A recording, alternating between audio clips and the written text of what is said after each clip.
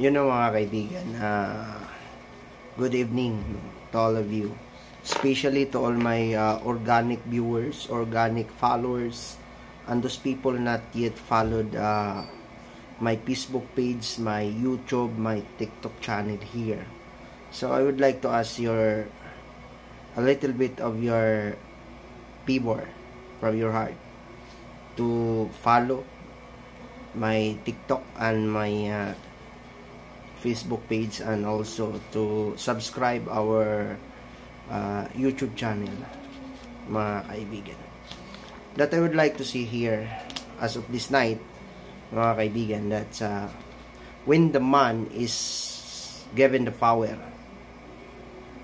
it is called a man of dignity. When the man given that kinds of power, that he comes to the weakness in their mindset, it becomes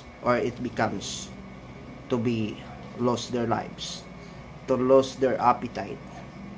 Especially, they are making and leading the countries. Those weak people and weak character, and there is a weakness in their mindset, that there are something to whispering from outside, and they followed it.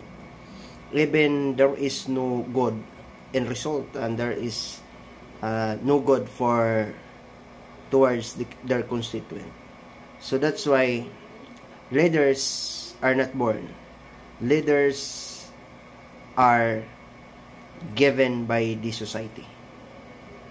That the society given you power, even you are not on that position, and then that society will give you a more trust about us. Try to look at the Bible itself. That's David and many others.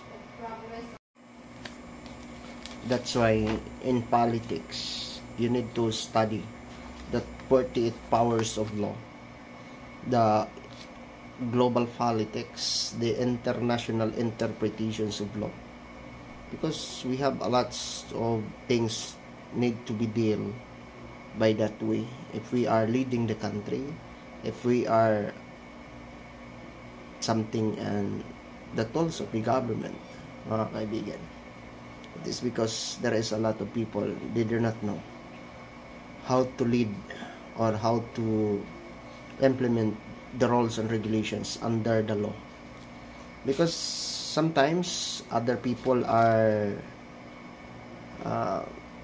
not recognize or not to understand what the law says, even though they do not know how to understand the Bible of the country, which is the Bible of the country is called a Philippine Constitutions. That Philippine Constitutions is called the Bible of the country, that all the mandated rights and the violations and the very strongest laws in that certain boundaries and countries, mga kaibigan.